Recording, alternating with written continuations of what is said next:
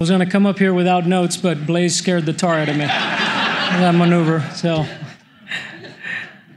Blaze, thank you so much for those kind words. Blaze really is a fantastic roommate. He wakes up early in the morning with binders full of committees and subcommittees, and everything is an emergency about what we have to get done, even if it's only in its first committee. But he's a fantastic member. And Blaze, let me just take a moment of personal privilege here to say that during the last 4 years, you've navigated the Republican Party of Florida in an amazing way. You've overseen us returning to the White House. You've defended a Senate seat. We've won another one, and we've kept the executive mansion. You have done that all under some very difficult circumstances. You're a chairman among chairmen. We thank you for your service.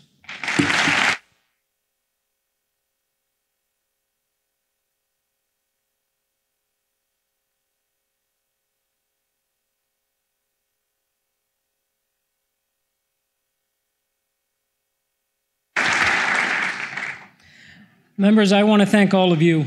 I have been a Republican my entire adult life, and I can't tell you what an honor it is to stand here and be chosen as the leader of this caucus and as your nominee to be the Speaker of the House.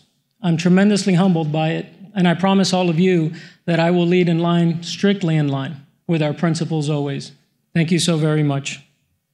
Tomorrow I get a chance to thank my beautiful wife and kids properly in front of the entire House.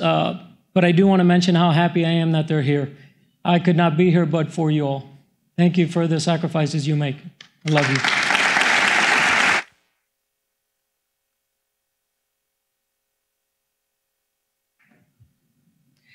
There's some folks that I want to thank that often don't get thanked once the campaigns are over. But we had a great election cycle due in large part to the folks over at House Campaigns in the Republican Party of Florida. These people were charged with running an efficient and effective operation. And my charge to them was to make sure that to the very end, we could be there to support our candidates. We didn't know that the very end was going to be yesterday. but nevertheless, they were true to that. And I want to thank them so much. They are, of course, William Rodriguez, Alex Garcia, Michelle Varan, Derek Falcon, Megan Zamora, and Farron Boggs. Thank you so much.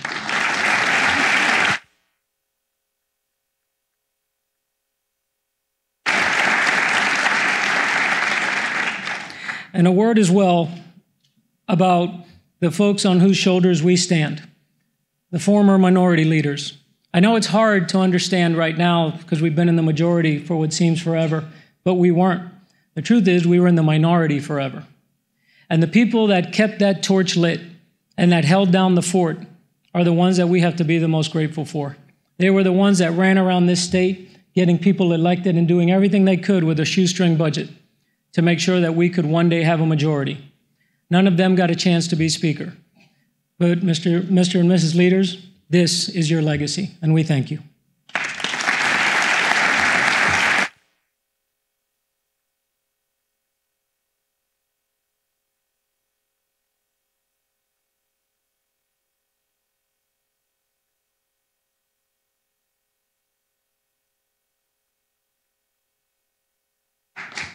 If you ever get a chance, I know I've enjoyed it on many occasions, go and have dinner with the former minority leaders.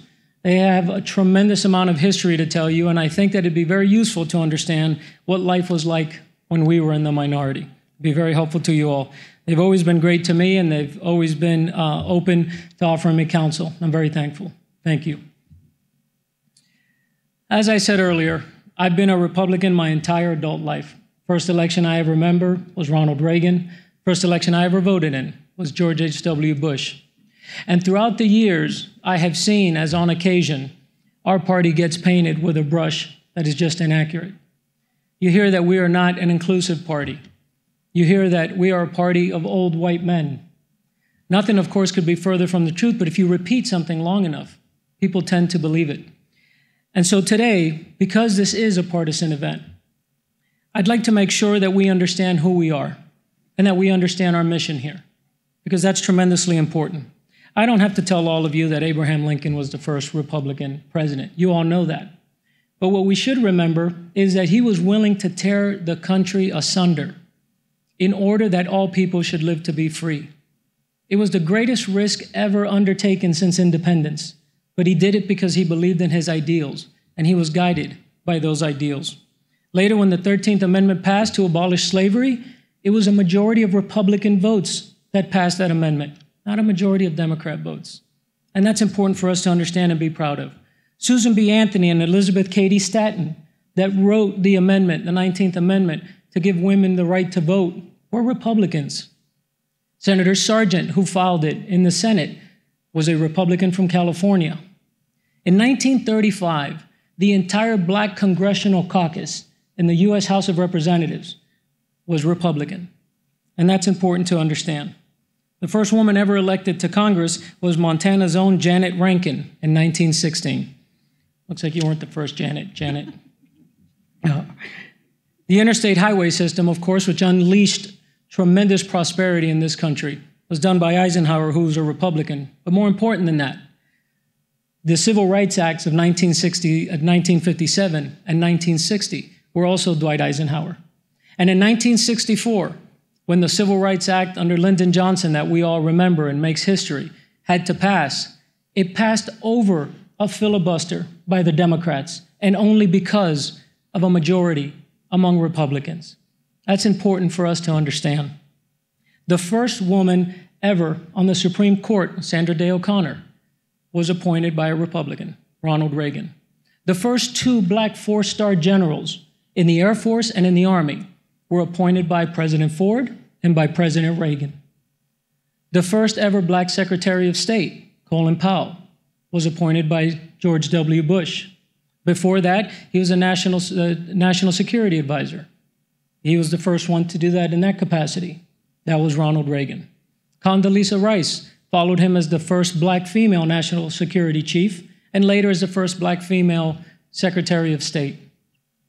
This is our heritage. And here in this very House, after decades and decades of Democrats running the House, it took Republican majorities in the last two sessions to finally recognize and provide for the proper burial and to apologize for the treatment of the victims of the Dozier Boys School. It was this House. And it was this House also that was able to apologize and recognize the victims of the Groveland Four out in Lake County. It was this House who did that. And by your vote tomorrow, members, you will have elected only the second non-white Speaker of the Florida House, and they will have both been Republicans. I say all that to you not in any way for us to be partisan, because the next thing I want to talk to you about is partisanship. But it's so that we understand who we are and that we take pride in who we are. And when people talk about us not being inclusive or being of a certain ilk or a certain demographic, that you understand that we have been the innovators. We have been the people that have broken barriers, and we deserve to get the credit for it, and we deserve to be proud of it. Now, a word.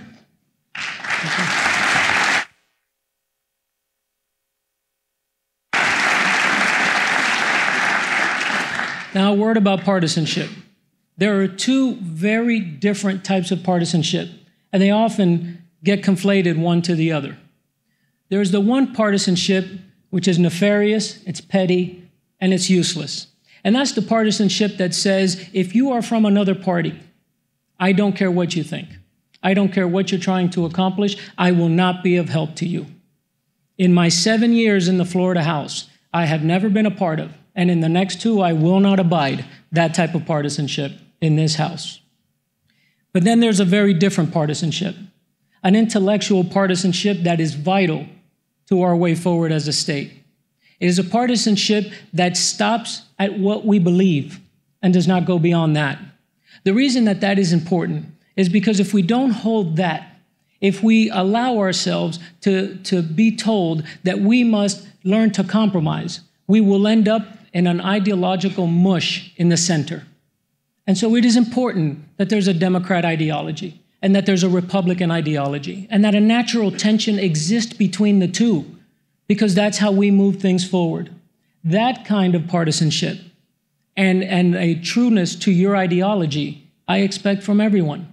I expect that this House will seek answers to the problems that are facing this state through the prism of that ideology. And I expect that we will respect the minority and their ability to participate and to dissent to that. But it is important for us, if we're going to move forward, that we make that clear distinction. And it's what I most wanted to leave with you today. Members, I want to take a moment, of course, to thank Leader McGee for being here. I look forward to attending your ceremony in just about an hour or so. Thank you so much for being here. I look forward to working with you. President-elect Galvano, it has been a real pleasure to get to know you and your family over the last couple of years, and I look forward to working with you. And apparently Representatives Bradley and Representative Simpson, should you all become senators, I'd love to work with all of you as well. And of course, my dear friend, Senator Manny Diaz. We've been friends a long time, and I'm so proud of what you've been able to accomplish as well. And I don't want to, where's Frank Artiles? Frank Artiles and I went to high school together. We've known each other longer than we haven't. And during my campaign, he campaigned more than I did. And I appreciate your support always. Thank you for being here. Speaker Nunez. She was our Speaker Pro Temp, and now she's our Lieutenant Governor. Thank you always for all your support. So proud of what you've accomplished. Thank you so much. Lieutenant Governor, you and Governor Scott had a tremendous effect on this state, and we're better for it. Thank you for your service.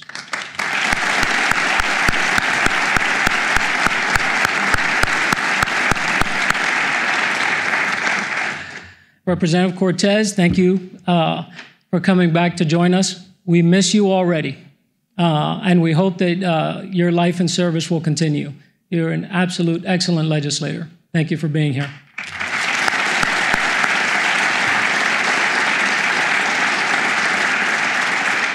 Representative Beleka, thank you so much. You and Representative Diaz at the time led the way in education reform and made a tremendous difference for the children of this great state. Thank you so much for your service. Thank you for being here.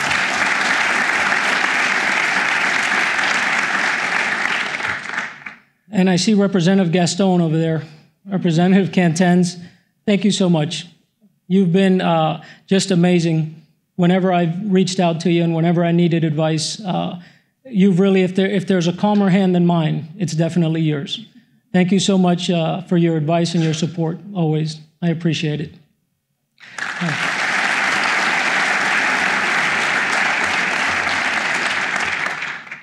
And last but not least, is Representative Gonzalez. The first person I ever met in the political process was Representative Gonzalez. I walked into a campaign headquarters in Hialeah, unannounced and uninvited. And the first person I ran into was Eddie Gonzalez, who was running for re-election as a council member in Hialeah. He saw me in a suit and tie and wondered, what are you doing here dressed like that? And he said, who are you coming to see? And I said, honestly, I don't know. I've come to campaign. And he goes, well, one, you're going to have to change, but two, come with me. And we started a friendship there that has never ended. He has supported me through everything. Thank you so much for everything. And thank you for being here today.